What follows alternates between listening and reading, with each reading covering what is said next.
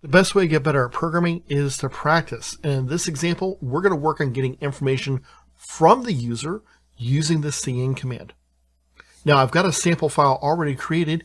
Please feel free to download it from a link provided below, or if you would prefer, you can type this in yourself. I'll give you just a couple seconds so you can do that.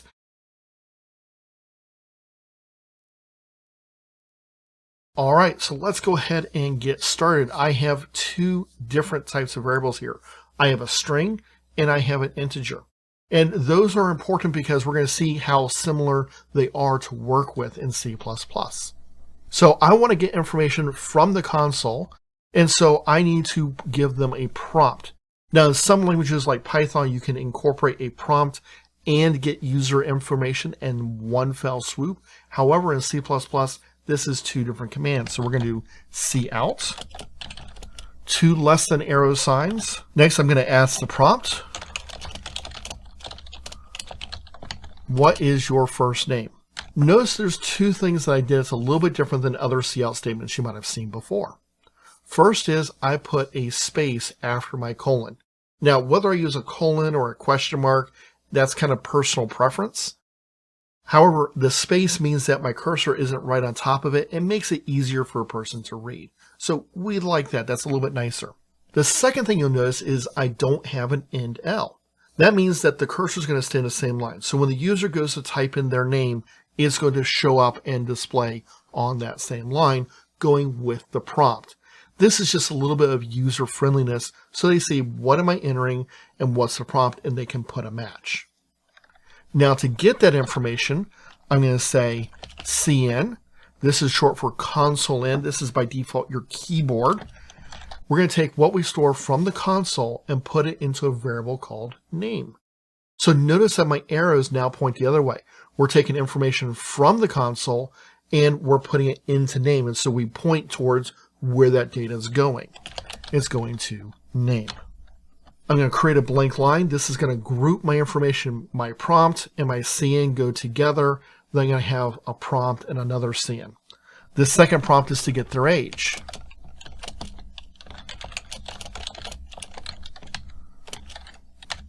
Notice I have a standard prompt just like before. Let me say cin age. Notice that the cin works the exact same way. One of the nice things about C++ is because when we declare our variables, we give it a data type, cin knows that this is an integer. And so it does any conversions that might need to happen for it.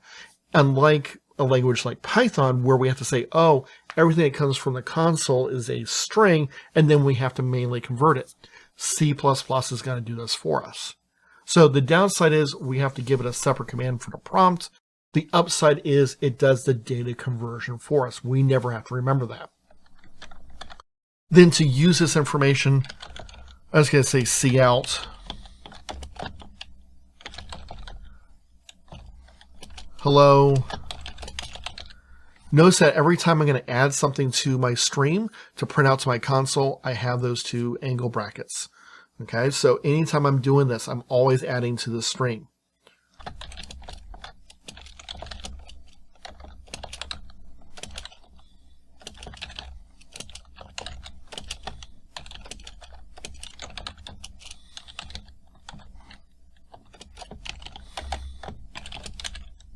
Notice I can have as many of those angle brackets as I want. It keeps it very simple to just add new things to the stream. Notice I don't have to convert my data types, unlike some languages where I have to say, oh, I have to convert this into a number so I can understand it. Nope. C++ is going to do that automatically for me. If I come up here and run this, I'm going to say, what's your first name? I'm going to give it Mark, just a made-up name. What's your age? 32. And it says, hello, Mark, you are 32 years old.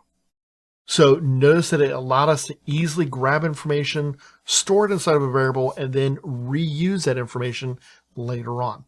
This, of course, is a very simple example of working with variables in the console input and output, but it's very effective because it mixes different types of data.